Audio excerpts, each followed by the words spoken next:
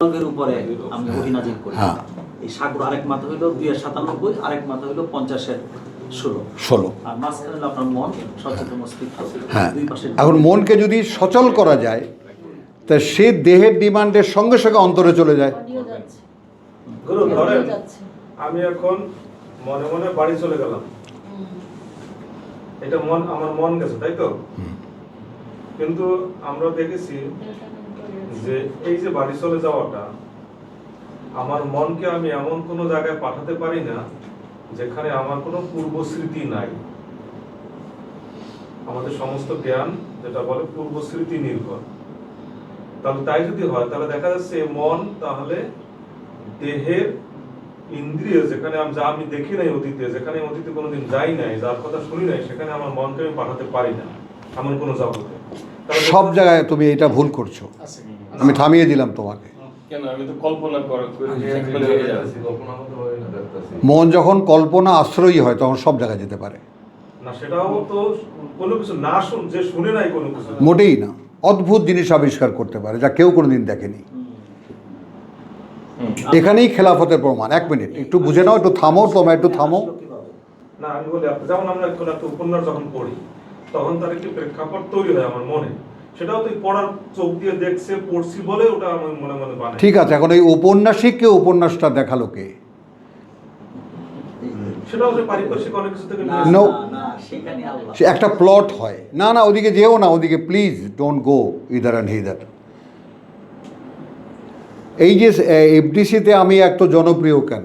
আমি একটা বৈঠকে এরকম একদম গাদা নয় ডাইরেক্টরদের বলেছিলাম যে আপনারাই পারেন কোরআনকে বাস্তবায়িত করতে।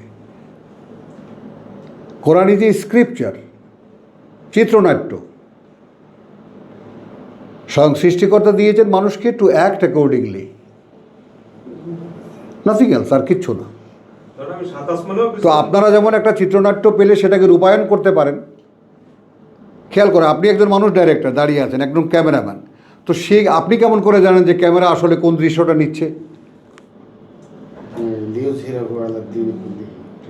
কিন্তু এটাও দেখা যাবে যদি খোঁজেন কোন একটা ক্লুটার নো নো নেই, নো নো, ভাই আমরা আমাদের যাচ্ছি নেও। এইটা খেলাফতের প্রমাণ। তুমি এইদিকে কেন, এইখান থেকে কেন বেরিয়ে আসছো না? তুমি পৃথিবীতে যাহা কিছু আবিষ্কার, এগুলো কোত্থেকে এসছে? এটা মনোজাগতিক বিষয় নয়? ভাবো। হ্যাঁ, আবার ওইটাই বলা যাবে না যার কোনো অস্তিত্বই এইরকম। মোবাইলে এই ডিজাইনটা কোথায় ছিল, কার কোথায় ছিল, কে কবে দেখেছে এটা? এরকম একটা জিনিস আবিষ্কার হতে পারে। আমি তো মারতে উঠছিলাম বেটা, একদম মেরে ফেলাবো, এখানে বসে তুই কথা কবি, আমেরিকায় দেখা যাবে বেটা, আবল তাবল করার জায়গা পাস না। সেটা তো প্রথম তারে তারে কথা। প্রথম হলো যে কাগজের সঙ্গে, কাগজের বাক্সের সঙ্গে তার পেঁচাই আয় হ্যালো, আমরাও খেলেছি। বলে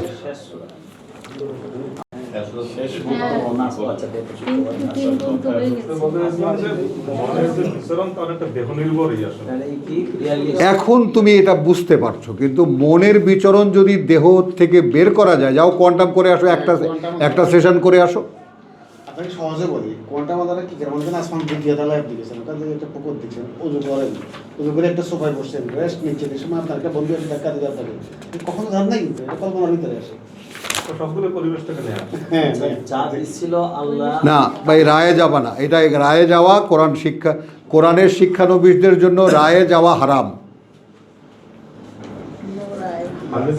রায়ে যাওয়া হারাম। আগে এটা গেল কথাটা, যে আমি কোনো সিদ্ধান্ত দেওয়ার মালিকই নই, এমনকি আমাকেও না। আমি আসমানেও বিচরণ করতে পারি, সেটারও তো ভিত্তি হলো কোরআন। না, নো নো নো নো, আসমানে বিচরণ করে যারা কোরআন জানেই না, আসমানকে দেখতে যাওয়ার বাসনা তাদের মধ্যে যারা কোরআন সম্পর্কে কোনো ধারণাই নেই। কোথায় আছো তুমি? সায়েন্স কিসের উপরে প্রতিষ্ঠিত? এখানে কোরআনে কোনো কও আছে? নেই। ওটা সমস্ত পাশবিক চেতনার উপরে বসানো। মানুষ যখন নিজের উপরে নিজে দাঁড়িয়ে যায় তখন আল্লাহ তাকে দিয়ে দেন, কারণ যেহেতু তাকে আর পরে দেবেন না, এটা ওগুলো আবার আলাদা টার্ম। পৃথিবীতে চেয়েছে ওখানেই হ্যাঁ, ওই যেমন ইসলাম আমার সাহেব সুন্দর বলেছেন, इतना दूर दूर का देखने के लिए दूरबीन बनाया, आसमान का हर कुछ उनको नजर आया, खुदा नहीं नजर आया। একটা কথা বললে হয় যে art knowledge, reveal knowledge, reveal knowledge, এই দুইটা জিনিস যদি কেউ ভাবে তাহলে এই সিদ্ধান্তহীনতা ভুগবে না। বলো বলো সূরা বলো। জিনেরাও তো বলতেছিল যে ওরা আকাশ পর্যন্ত যাইতে পারে, বসতে পারে, কিন্তু কোরআনের ব্যাপারে তো জানতো না। হ্যাঁ বলো বলো সূরা বলো। 42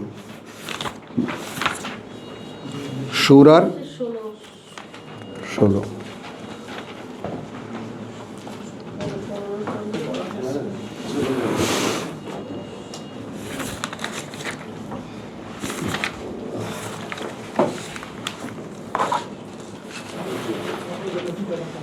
একটা টাইম মেশিন